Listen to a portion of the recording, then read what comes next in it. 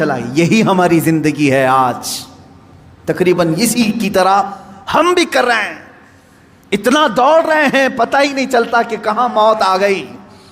تمہیں ان تمام چیزوں کی ضرورت ہی نہیں تھی جس کے پیچھے پڑے ہوئے ہو. سب تو اللہ نے لکھ کر کے بھیجا ہے. ارے میاں تم اپنی ماں کے پیٹ میں 100 دن کے نہیں تھے, تب اللہ نے فرشتوں کو بھیج کر کے لکھوا دیا, اسے اتنا رزق لکھ دو, اسے اتنے اولاد لکھ دو, اسے اتنی خوشبختیاں لکھ دو. سب لکھا جا چکا ہے. جو ملنا ہے اس پر ہم پوری زندگی کیوں داؤ پر لگائیں؟ ہمیں تو اس مولا کو راضی کرنے کے لیے زندگی خرچ کرنی چاہیے. ہم وہ نہیں کر سکے. میں یہاں چند بزرگوں کی بات بتا دوں. اللہ والے کیا دنیا میں انہوں نے کچھ حاصل نہیں کیا؟ مخدوم علی شاہ مینا رحمۃ اللہ تعالی علیہ, محمد شاہ مینا رحمۃ اللہ علیہ, لکھنؤ کے بڑے بزرگ, ان کی سیرت میں میں نے پڑھا. جانتے ہیں عبادت بھی کیسے کرتے تھے؟ اللہ اکبر. رات کے وقت کھلی دیوار جو ہوتی, کمپاؤنڈ جیسے ہوتا ہے دیوار کے اوپر کھڑے ہو جاتے تھے. عبادت کے لیے کھڑے ہوتے تھے, ادھر بھی نیچے ادھر بھی نیچے, بیچ میں دیوار ہے. کھڑے کھڑے عبادت کرتے تھے رات تک. لوگ کہتے کہ حضور مسجد ہے, نیچے صحن ہے, آرام سے کریں. کہتے جب آرام ملتا ہے تو نیند آ جاتی ہے, آرام ملتا ہے تو نیند آ جاتی ہے. میں دیوار پر کھڑا ہوتا ہوں اور رات کو نیند آتی ہے تو کبھی کبھار دیوار سے گر جاتا ہوں. تو کہا گر جاتے ہیں پھر بھی کھڑے ہوتے ہیں؟ کہا ہاں, جو جسم غافل ہوگا اس کی سزا یہی ہے کہ وہ دیوار سے گرایا جائے. جو اپنے مولا سے غافل ہو اس کی سزا یہی ہے کہ اسے گرایا جائے. یہ اللہ والے تھے جو لمحے بھر کے لیے غافل ہوتے تو اپنی جسموں کو سزا دے دیتے تھے. حضرت سیدنا ابو بکر شبلی رحمۃ اللہ تعالی علیہ, یہ ہمارے سلسلہ قادریہ کے بڑے بزرگ ہیں. بحر شبلی شیر حق دنیا کے کتوں سے بچا, ایک کارک عبد واحد بے ریا کے واسطے. ہم شجرہ میں پڑھتے ہیں ان کا نام. حضرت ابو بکر شبلی رحمۃ اللہ علیہ بغداد شریف کے بزرگ ہیں. سیدنا امام اعظم ابو حنیفہ رضی اللہ تعالیٰ عنہ کے پڑوس میں دفن ہیں. آپ جب رات کو ذکر الہی کے لیے کھڑے ہوتے یا عبادت کے لیے کھڑے ہوتے, ایک مرتبہ ایسا ہوا کہ آپ کو جھپکی آئی, نیند آئی. یہاں تو لوگ رات تو چھوڑے جمعہ میں سوتے ہیں, بہت سارے لوگ تو جمعہ میں اپنی نیند کمپلیٹ کر کے آتے ہیں. پتہ ہی نہیں چلا کہ امام کب کھڑا ہوا, اقامت کب ہوئی, خطبہ تو پورا نیند میں چلا گیا. واللہ عالم سوتے ہیں یا پھر کشف کرتے ہیں, مراقبہ کرتے ہیں, چوتھی منزل پر پہنچتے ہوں گے. عزیزان گرامی, یہ وہ دل سوتا ہے جسے اپنے رب تعالیٰ کی طرف توجہ نہیں ہوتی. وہ آیا ہے رسم ادا کرنے کے لیے, وہ آیا ہے لوگوں کے دکھاوے کے لیے. دل کی توجہ اور دل کی حضوری ہو تو نیند کہاں کی. حضرت ابو بکر شبلی رحمۃ اللہ تعالی علیہ رات کے وقت جھپکی آ گئی, تھوڑا سا اونگ آئی. کیا کیا جانتے آپ؟ وہ کھڑے ہوئے. پہلی مرتبہ رات میں ایسا ہوا کہ مجھے اونگ آ گئی. کیسا ہوا؟ اس کے بعد گئے, سرما لگانے کی سلائی لے کر نمک میں پھیرا اور نمک پورا آنکھوں میں لگایا. آنکھوں میں نمک لگاتے, ذرا لگا کر کے دیکھو اپنی آنکھوں میں نمک کیا حالت ہوگی. سیدنا ابو بکر شبلی رحمۃ اللہ علیہ کی آنکھوں سے خون رستا تھا, خون رستا تھا, ٹپکتا تھا, اور اسی حالت میں وہ عبادت کرتے تھے. لوگوں نے پوچھا کیا یہ اس طرح سے کرنا صحیح ہے آپ کا؟ اپنی آنکھوں کو آپ نے نمک میں ڈال دیا. وہ ہنستے تھے. کہا یہ غافل آنکھوں کی تو بہت چھوٹی سزا ہے, بہت چھوٹی سزا ہے کہ میں نے نمک پھیر دیا.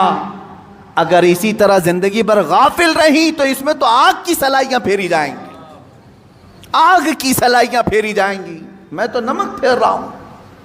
عزیزان گرامی, وہ کہاں ہو تم, کس جگہ پر کھڑے ہو آج؟ اپنا مقصد زندگی کو تو سمجھ لو.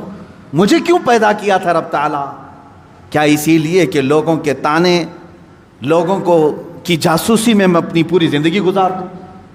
کس کے گھر میں کیا پک رہا ہے وہی بات کرتے بیٹھا رہا ہوں, کس کی بیوی کیسی ہے وہ ڈسکس کرتا بیٹھا رہا ہوں, کس کے گھر میں ابھی کتنے شادی کے لوگ ہیں وہ ڈسکس کرتا بیٹھا رہا ہوں, کس کی دکان ٹھپ پڑ رہی ہے یہ ڈسکس کرتا بیٹھا رہا ہوں؟ تمہاری زندگی اسی لیے ہے. پوری دنیا بھر کے گلے تانے اور شکوے, غیبت, چغلیاں اس کے لیے ہے. میرے عزیزو, اپنی زندگی کا مقصد سمجھو اور آج کے بعد یہ طے کر لو کہ میں دکان میں ہوں کہ مکان میں ہوں کہ راستے پر ہوں، لوگوں کی عیب جوئی کرنے سے بہتر ہے کہ میں اللہ کو سبحان تو کہوں، میں کہوں سبحان اللہ سبحان اللہ سبحان اللہ ما اعظم شانک، اے اللہ تو کتنا بلند ہے، تیری شان کتنی بڑی ہے۔ لیکن اس کی تعریف میں جتنے جملے نکلے وہ تمہاری نیکیوں کے پلے کو اتنا بھر دیتے ہیں کہ قیامت کے دن تم فخر کے ساتھ اٹھائے جاؤ۔ اپنے ان اوقات کو فضولیات میں نہ برباد کرو، فضولیات میں نہیں۔ اب آخری بات میں ایک عرض کر دوں، سیدنا عمر فاروق رضی اللہ تعالیٰ عنہ کی ایک وصیت مجھے یاد آتی ہے، دنیا میں ہم جو کچھ بھی کر لیں یہ یہیں رہ جائے جتنا بھی ہو۔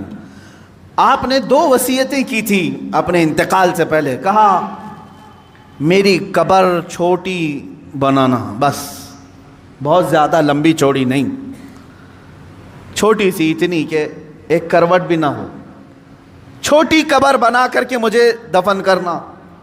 دوسری وصیت، مجھے سادہ سا کفن کپڑا دینا، عام لباس میں مجھے دفن کر دینا، کفن دینا۔ جبکہ حدیث پاک میں ہے، حضور صلی اللہ علیہ وسلم نے فرمایا کفنوا موتاکم باحسن اثوابکم، اپنی میتوں کو اچھے سے اچھا کفن دو، جتنا وہ عید بقرعید میں قیمت کا کپڑا پہنتے تھے اتنی قیمت کا کپڑا انہیں کفن میں دو۔ یہ مسئلہ ہے۔ عمر فاروق رضی اللہ تعالیٰ عنہ کی وصیت یہ ان کا تقوی ہے، فرمایا چھوٹی قبر میں مجھے دفن کر دو، سادے کفن میں مجھے ملبوس کر کے دفن کر دو۔ پوچھا گیا لوگوں نے آپ سے کہ ایسا آپ کیوں فرما رہے ہیں؟ توجہ چاہتا ہوں، یہی 2 چیزیں ہمیں ہمارے مقصد تک لے جا سکتی ہیں۔ فرماتے ہیں اے لوگو، اگر تم نے مجھے امیر المومنین سمجھ کر کے، بڑا سمجھ کر کے بڑی لمبی چوڑی قبر کھود دی، شاندار قبر بنا کر کے دفن کیا، ہونا کیا ہے؟ تم دفن کر کے ادھر جاؤ گے، اگر میرے اعمال میں ایک بھی عمل میں میں پکڑا گیا تو یہ تو پوری چوڑی قبر بھی دبا کر کے میری ہڈی پسلیاں توڑ دے گی، دیواریں دبائیں گی، کیونکہ حدیث پاک میں ہے وقتۃ القبر حق، قبر کا جھٹکا دینا حق ہے، ہر ایک کے ساتھ ہوگا۔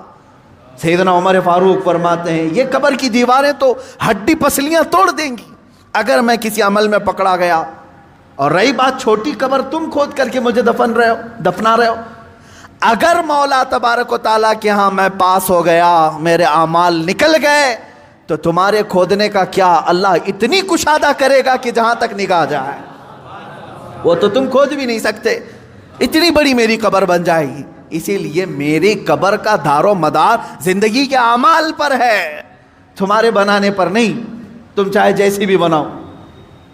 اور دوسری بات کفن کی، چلو تم نے بہت مہنگا کفن مجھے پہنا دیا، حضرت عمر فرماتے ہیں اگر میں پکڑا گیا، میرا عمل کوئی اللہ کی بارگاہ میں گرفت میں آیا، تو تم نے چاہے جتنا بھی مہنگا کفن دیا ہو یہ سب کھینچ لیا جائے گا، سب سڑا دیا جائے گا، ختم کر دیا جائے گا۔ اور اگر تم نے ہلکا کفن بھی دے دیا مجھے، سستا کفن بھی دیا، لیکن مولا کو میرے اعمال پسند آ گئے تو وہ تو مجھے جنتی لباس پہنائے گا۔ سارا دار و مدار میرے اعمال پر ہے۔ اسی طرح میرے عزیزو، تمہاری عمدہ کوٹھیاں، تمہارے عمدہ بنگلے اور تمہارے بڑے بڑے جنازے، چاہے لاکھوں کے خرچ کے ساتھ تم نے اپنی میتوں کو دفن کا انتظام کیا ہو، کچھ نہیں ہونا ہے۔ تمہاری زندگی کا سارا دار و مدار یہی چند دن ہے جو تم اللہ کو منانے میں لگا دو گے۔ اٹھاؤ اپنی تسبیحاں، اٹھاؤ اپنی تسبیحات اور اللہ رب العزت کے نغمے گاؤ، اس کی حمد بیان کرو جتنا وقت تمہیں ملے، اور اٹھاؤ تسبیحات، بارگاہ مصطفیٰ میں درود کی کثرت کرو۔ تمہاری زبان اس لیے نہیں دی گئی ہے کہ لوگوں کو طعن و تشنیع کرو، ان کو گالیاں دو، تمہاری زبان اس لیے ہے کہ مختصر وقت میں اللہ کی جنت خرید لو۔ کیونکہ میرے آقا صلی اللہ علیہ وسلم نے یہ زبان یوں 2 انگلیوں میں پکڑ کر کے کہا تھا صحابہ سے، اے صحابہ سنو، یہ جو ٹکڑا ہے گوشت کا، یہ انسان کو دوزخ میں بھی لے جاتا ہے، جنت میں بھی لے جاتا ہے۔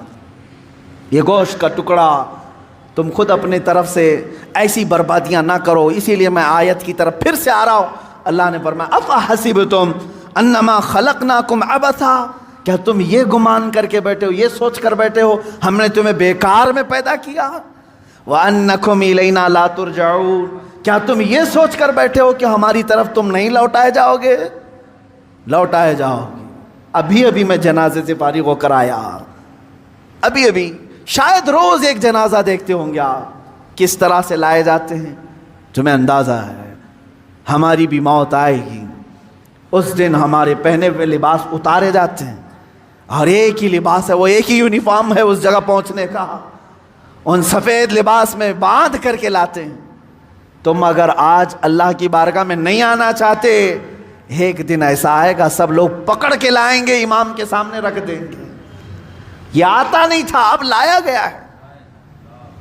ناک میں روئی ٹھونس کر کے، کانوں میں کپاس رکھ کر کے، انگلیوں کو باندھ کر کے، پیٹ کو باندھ کر کے، پوری طرح سے جکڑ کر کے لا رہے ہیں. یہاں میں عزت سے بھی کہوں گا، بعض وہ ہیں جو جنت کی طرف جا رہے ہیں، عزت سے ہی جا رہے ہیں، لیکن لائے جائیں گے، ہر کوئی لائے جائے گا. وَأَنَّكُمْ إِلَيْنَا لَا تُرْجَعُونَ، تم یہ گمان کرنا ہی مت کہ تم نہیں لوٹائے جاؤ گے، ہر ایک کو لوٹنا ہے. اسی لیے تو تمہیں حدیث میں یہ بتایا گیا تھا، جب کبھی موت کی خبر سنو تو فوراً کہو اِنَّا لِلَّهِ وَإِنَّا إِلَيْهِ راجعون. اس کا مطلب کیا ہے؟ ہم اللہ کے ہیں، ہم کو اللہ ہی کی طرف لوٹنا ہے. تمہیں ہر موت پر یہ سکھایا جا رہا ہے کہ تم لوٹنے والے ہو، تم لوٹنے والے ہو، تم جانے والے ہو، تم جانے والے ہو. عزیزان گرامی وقار، جانے والا اتنے آرام سے اور سستی اور کاہلی میں زندگی نہیں گزارتا. کل مجھے سفر پر جانا ہے، آج ہی میں نے سوٹکیس تیار کرنا شروع کر دیا. مجھے کیا کیا پہننا ہے رکھ دیا، کیا کیا استعمال کرنا ہے سب رکھ دیا، صابن سمیت سب چیزیں رکھ دی. ٹوتھ پیسٹ تک نہیں بھولتے. لمبا سفر ہے، جتنے دن کے لیے جا رہے ہیں، بیگ تیار آج سے. جس کو سفر پر جانا ہے وہ خالی نہیں پھرتا، اور جو آج خالی دکھ رہا ہے، فضول دکھ رہا ہے، اس کا مطلب ہے کہ وہ بھولا بیٹھا ہے کہ اسے جانا ہے. اور پھر عزیزو، اگر تم بھولے ہو تو بھولے رہو. قرآن میں اللہ تعالیٰ فرماتا ہے ایک دن ایسا آئے گا کہ کچھ لوگوں کو اندھا اٹھایا جائے گا. وہ پوچھے گا قال رب لم حشرتنی اعما وقد كنت بصیرا، اے اللہ تو نے مجھے اندھا کیوں اٹھایا؟ اندھے بھی اٹھائے جائیں گے، ننگے بھی اٹھائے جائیں گے. پوچھے گا کیوں مجھے اندھا اٹھایا جبکہ میں دیکھتا تھا، آنکھیارا تھا؟ رب تعالیٰ کا جواب سنو، 16ویں پاری کی آیت میں پڑھ رہا ہوں، سورہ طٰہٰ کی آیت. اللہ فرماتا قال كذلك اتتك آیاتنا فنسیتها وكذلك اليوم تنسى. اے بندے تجھے یاد ہے اسی طرح میری آیتیں تیرے تک آتی تھی دنیا میں، تو نگلیکٹ کر دیتا تھا، تو بھلا دیتا تھا، تجھے بلایا جاتا تھا تو پیٹ پھیر کر چلا جاتا تھا. رب تعالیٰ فرماتا ہے کذالک اليوم تنسا، اسی طرح آج تجھے بھلا دیا گیا، آج تجھے بھلا دیا گیا، تیری طرف دیکھا بھی نہیں جائے گا.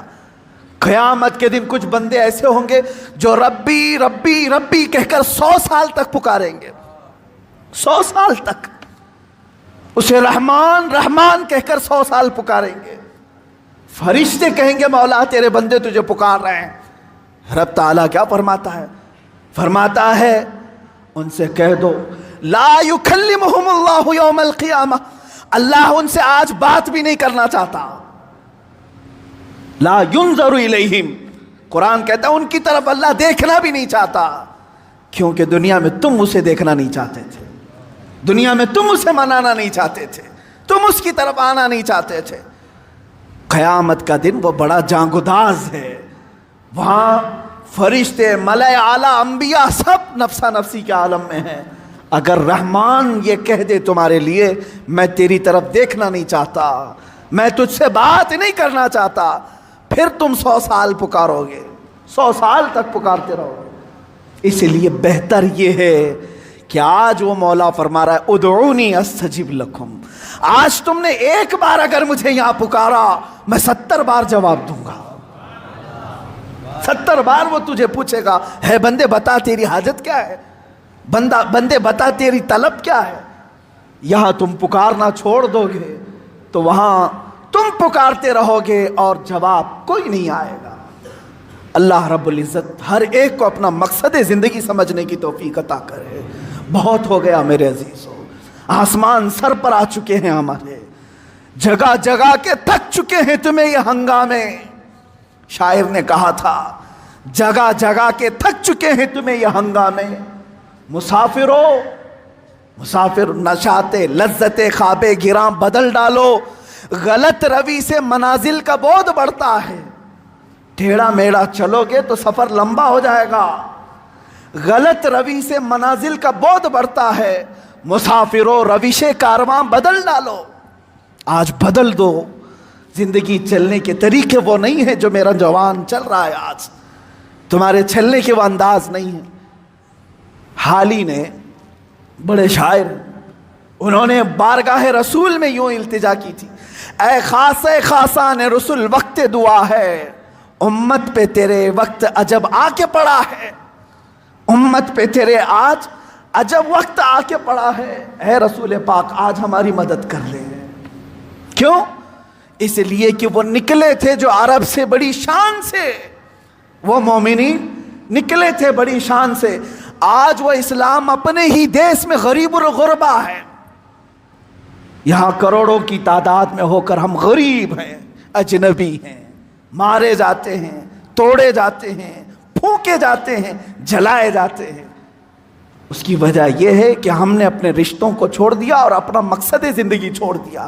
وہ صحابہ کی جماعت تو دیکھیں، نہتے تھے، نکلتے تھے، اور شادی کے لیے نکلا ہوا جوان آج شادی ہے، حضور نے طے کی شادی، راستے میں سامان خریدنے گیا ہے، حضرت عبداللہ اسود رضی اللہ تعالیٰ عنہ، کالے حبشی تھے، غریب تھے، مال صحابہ نے دیا تھا، جا تیری شادی ہے، سامان خرید کر کے لیا۔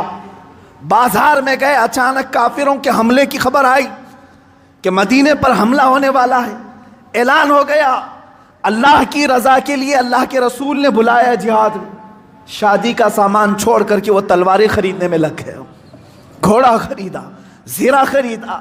صحابہ کہتے ہیں یہ سارے سامان جو شادی کے خریدنے کے تھے سب اپنی شہادت کے سامان خرید کر کے آیا، اور گھوڑے پر بیٹھا، لوگ کہتے ہیں ہم پہچان نہیں پا رہے تھے، اس لیے کہ ہمیشہ یہ پیدل چلنے والا آج نہایت ہی شان کے ساتھ گھوڑے پر سوار ہے۔ لوگوں نے پوچھا ذرا اپنا چہرہ ہٹا کر کے دکھاؤ، زیرہ لوہے کی تانتوں والی جو ٹوپی ہوتی تھی پہن کر کیا ہے؟ وہ ہنستے ہوئے کہا پہلی مرتبہ مجھے دولہا بننے کا شرف ملا ہے، میں میدان جہاد میں جا رہا ہوں، اور دوسرا دن تھا کہ جہاد کے میدان میں لڑتے لڑتے یہ عبداللہ اسود شہید بھی ہو گئے۔ ان کی زندگی تھی، ان کی زندگی تھی، انہوں نے اپنی کل زندگی دنیا بنانے میں مصروف نہیں رکھی، اپنے مولا کو راضی کرنے کا اگر ایک لمحہ بھی آ گیا سب چھوڑا اور اللہ کو راضی کرنے پر آ گئے۔ یہ زندگی کا مقصد ہے میرے عزیزو۔ آج اگر تمہاری دکان تمہیں روکتی ہے، تمہاری بازار تمہیں روکتی ہے، تو اس سے زیادہ گئی گزری زندگی اور کچھ نہیں۔ اللہ سے اگر تمہیں یہ دکانیں روکتی ہیں تو ان دکانوں کا کیا، یہ جہنم میں لے جائیں گی۔ ہاں اگر تم دکان میں بیٹھے مولا کی طرف بلاوا آ گیا، چھوڑ دیا اور آ گیا، تو یہ کہتے ہی عبداللہ ہے، اللہ کا بندہ ہے، ورنہ میں کہوں گا عبد المال ہے، عبد المال مال کا بندہ، اور عبداللہ اللہ کا بندہ۔ تم فیصلہ کر لو عبد المال بننا ہے کہ عبداللہ بننا ہے۔ وآخر دعوانا الحمدللہ رب العالمین۔